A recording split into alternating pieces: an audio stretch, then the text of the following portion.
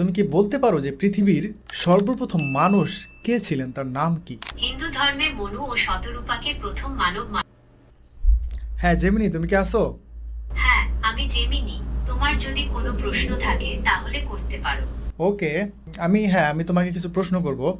আচ্ছা, তুমি কি বলতে পারো যে পৃথিবীর সর্বপ্রথম মানুষ কে ছিলেন, তার নাম কি? বিভিন্ন ধর্ম ও সংস্কৃতিতে প্রথম মানব সম্পর্কে বিভিন্ন ধারণা রয়েছে। হিন্দু ধর্মে মনু ও শতরূপাকে প্রথম মানবী ধরা হয়। খ্রিস্ট ধর্মে অ্যাডাম ও ইভ এবং ইসলাম ধর্মে আদম ও হাওয়াকে প্রথম মানবী হিসেবে গণ্য করা হয়। তুমি কি এই বিষয়ে আরো কিছু জানতে চাও? খ্রিস্টান এবং মুসলিমদের আদি পিতা একজনই, তিনি হয়তোবা খ্রিস্টানরা অ্যাডাম বলে, মুসলিমরা আদম বলে। আচ্ছা যাই হোক, আমি এখন আরেকটি বিষয় সম্পর্কে জানতে চাই যে এই দুইজন মানুষের মধ্যে সব থেকে প্রথমে কে এসেছিলেন, হিন্দুদের মনু না ইসলাম বা খ্রিস্টানদের আদম?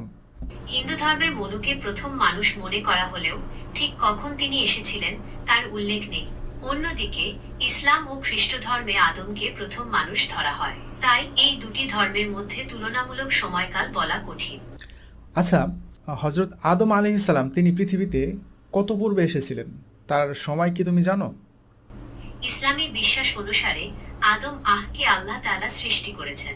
তবে তিনি ঠিক কত বছর আগে পৃথিবীতে এসেছিলেন তার সঠিক সময়কাল কারো জানা নেই। কুরআন ও হাদিসে এ বিষয়ে বিস্তারিত কিছু বলা হয়নি। তবে কিছু ইসলামী পণ্ডিত মনে করেন আদম প্রায় 6 থেকে 10,000 বছর আগে পৃথিবীতে এসেছিলেন। ওকে, তাহলে হিন্দু ধর্মের প্রথম প্রথম মানুষ মনু এবং শতরূপা, তারা পৃথিবীতে আনুমানিক কত বছর আগে এসেছিলেন? হিন্দু পুরাণ অনুযায়ী মনু পৃথিবীর শুরু থেকেই আছেন। তবে পৃথিবীর বয়স প্রায় 450 কোটি বছর। তাই মনুও তত বছর আগে এসেছিলেন বলে ধরা হয়। কিন্তু বিজ্ঞানীদের মতে পৃথিবীতে মানুষের আবির্ভাব হয়েছে অনেক পরে। তোমার কি এই বিষয়ে আরো কিছু জানার আছে?